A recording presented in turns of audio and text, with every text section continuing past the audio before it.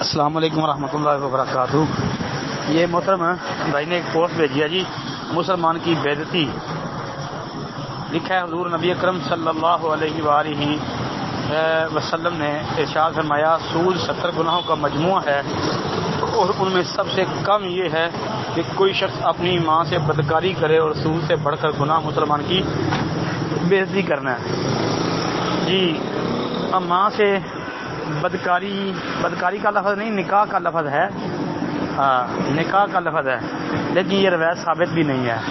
عبداللہ بن سعید المقبوری اس میں ایک راوی ہے جس پر امام محدثین نے کلام کیا ہے، اس کی وجہ سے یہ روایت ضعیف ہے اور اس کی کوئی سند بھی ہمارے علم کے مطابق ثابت نہیں ہے جی۔ السلام علیکم ورحمۃ اللہ وبرکاتہ۔ وعلیکم السلام ورحمۃ اللہ وبرکاتہ۔ لکھتے ہیں جی، کیا فرض نماز میں تیسری اور چوتھی رکعت میں سورہ فاتحہ کے بعد کوئی اور سورہ ملانی چاہیے؟ ہاں جی، اگر کوئی بندہ ملانا چاہتا ہے تو جائز ہے۔ صحیح مسلم میں 452 نمبر حدیث دیکھ لیں، اس کے علاوہ سنن ابی داؤد میں بھی 804 نمبر پر جی موجود ہے۔ نبی کریم صلی اللہ علیہ وسلم سے ثابت ہے جی، ظہر عصر کی یعنی تیسری چوتھی رکعت میں فاتحہ کے علاوہ قرآن کا کوئی حصہ پڑھنا درست ہے۔ السلام علیکم ورحمۃ اللہ وبرکاتہ۔